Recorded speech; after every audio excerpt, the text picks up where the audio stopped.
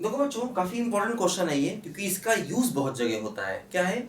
Mod sine x plus mod cos x, ये function है।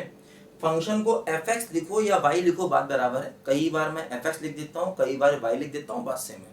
ठीक, तो इसका रेंज चाहिए, mod sine x plus mod cos x का रेंज चाहिए, और ये इसका आंसर है क्लोज इंटरवल 1 से √2। देखो ध्यान दो, ऐसा क्वेश्चन तुमको मैंने पहले ही बताया होगा। देखो होता क्या है, जैसे ये हमारा फंक्शन है y equal to mod sine x plus mod cos x. अगर मान लो मॉड ना लगा होता तो ये फंक्शन होता sign x plus cos x. इसका रेंज क्या होता? माइनस अंडर रूट ए स्क्वायर प्लस बी स्क्वायर से लेकर के अंडर रूट ए स्क्वायर प्लस बी स्क्वायर, मतलब साइन प्लस कॉस का रेंज होता माइनस अंडर रूट 2 से लेकर के अंडर रूट 2 तक। ध्यान दो, लेकिन देखो यहां एक्चुअली क्या होता है, साइन प्लस कॉस है तो ये अपनी मैक्सिमम वैल्यू तब लेगा जब दोनों के दोनों प्लस होंगे, और ये अपनी मिनिमम वैल्यू जब लेगा जब दोनों के दोनों माइनस होंगे, है ना। तो जब दोनों के दोनों प्लस होंगे तब अपनी मैक्सिमम वैल्यू लेगा √2, और जब दोनों के दोनों माइनस होंगे तभी अपनी मिनिमम वैल्यू लेगा -√2, क्योंकि साइन और कॉस दोनों प्लस भी हो सकते हैं, दोनों माइनस भी। देखो यहाँ पर क्या हुआ, आपने मॉड लगा दिया। अब मॉड लगा दिया तो दोनों नेगेटिव नहीं हो सकते, हाँ दोनों पॉजिटिव तो हो सकते हैं। तो इसीलिए y का जो मैक्सिमम वैल्यू हो गया वो √2, देखो इसी के बराबर हो गया, कोई दिक्कत नहीं।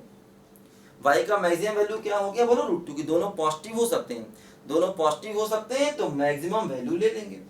अब देखो समस्या ये है कि दोनों के दोनों नेगेटिव नहीं हो सकते, तो इसीलिए मिनिमम वैल्यू नहीं लेंगे।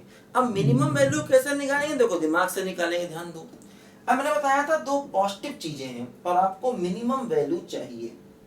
तो अगर आपको मिनिमम वैल्यू चाहिए, देखो क्या करोगे, दो पॉजिटिव चीजें हैं, किसी एक को 0 कर दो।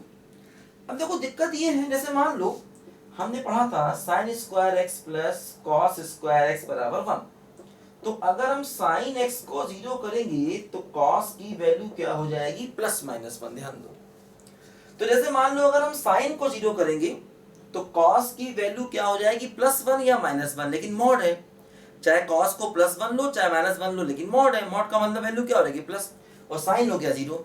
तो अगर साइन 0 होगा तो कॉस की वैल्यू मैक्सिमम मतलब 1 हो जाएगी, और अगर कॉस 0 हो गया तो साइन की वैल्यू उल्टा है। देखो अगर हम कॉस को 0 ले लें तो साइन क्या हो जाएगा, बोलो +-1 हो जाएगा। ध्यान दो, मतलब अगर cos 0 हो गया तो यही चीज साइन के लिए भी है, साइन की वैल्यू भी क्या हो जाएगी, बोलो +-1 हो जाएगी। ध्यान दो, तो मॉड लगा है तो वैल्यू 1, तो चाहे इसको 0 करें, इसको 0 करते ये 1 हो जाएगा, और इसको 0 करते ये 1 हो जाएगा। तो दोनों तरफ से वैल्यू सेम आ रही है, इसलिए मिनिमम वैल्यू क्या ले ली जाएगी, बोलो 1।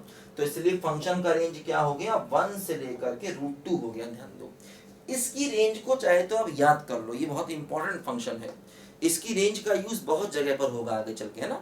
तो mod sine plus mod cos इसका रेंज क्या हो गया, बोलो 1 से लेकर के √2 क्लोज इंटरवल।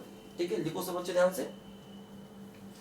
देखो जैसे मान लो अगर हम ये क्वेश्चन करते हैं 3 sin x plus 4 cos x लेते हैं, अब इसका रेंज क्या होगा, बोलो उसी फार्मूले से, -√a² प्लस बी स्क्वायर से लेकर के √a² प्लस बी स्क्वायर, क्या हो गया बोलो, -5 से लेकर के +5 होगा इसका रेंज।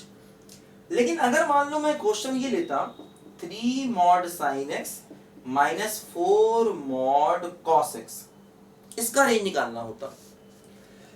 अब देखो यहाँ पर समस्या ये होती बेटा कि ये मॉड है हमेशा पॉजिटिव और ये मॉड है हमेशा पॉजिटिव, लेकिन आगे माइनस, तो कुल मिला के हमेशा निगेटिव। ये वैल्यू हमेशा पॉजिटिव है और ये वैल्यू पूरी की पूरी क्या हो गई, बोलो हमेशा निगेटिव। मतलब दोनों एक साथ पॉजिटिव नहीं हो सकते और दोनों एक साथ निगेटिव नहीं हो सकते, इसलिए ये मैक्सिमम वैल्यू भी नहीं लेगा और मिनिमम वैल्यू भी नहीं लेगा।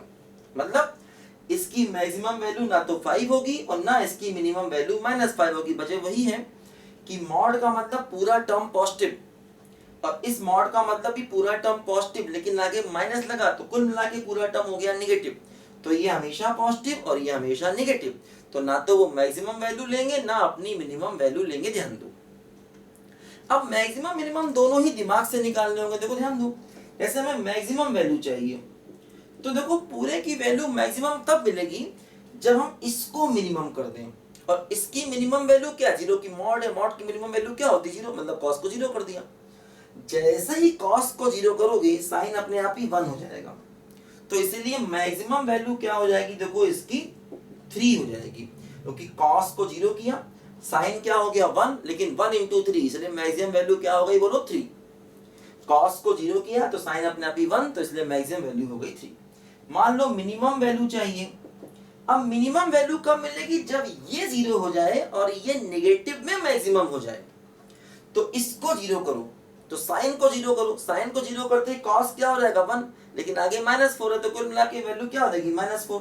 तो ये इस फंक्शन का आंसर आ गया -4 से लेकर 3 तक। तो जब दोनों जगह मॉड लग जाए या एक जगह मॉड लग जाए तो सवाल को हमेशा ऐसे करना होता है, बात ध्यान दो, है ना। क्योंकि देखो 3 sin x plus 4 cos x की रेंज देखो ये है -5 से 5। तो ये फंक्शन, क्योंकि ये हमेशा पॉजिटिव है और ये हमेशा नेगेटिव है, तो ना तो मैक्सिमम वैल्यू लेगा ना मिनिमम लेगा, क्योंकि मैक्सिमम वैल्यू तब होती है दोनों एक साथ पॉजिटिव हो जाए, और मिनिमम कब होगी, जब दोनों एक साथ नेगेटिव हो जाए, ध्यान दो। तो इसलिए दोनों ही वैल्यूज को यहाँ पर दिमाग से निकाला गया। मैक्सिमम चाहिए, इसको जीरो किया, इसको जीरो करते ही अपने आप ही 1 हो जाएगा, तो 3। मिनिमम चाहिए तो इसको जीरो किया, इसको जीरो करते ही अपने आप ही 1 हो गया, तो क्या हो गया, बोलो -4। ये हमारे क्वेश्चन का आंसर हो गया। लिखो सब बच्चे ध्यान से। पहले ही देखो मैंने आपको इस टाइप के क्वेश्चन कराए थे, है ना, तो इंपॉर्टेंट क्वेश्चन है ये, सब बच्चे लिखो ध्यान से।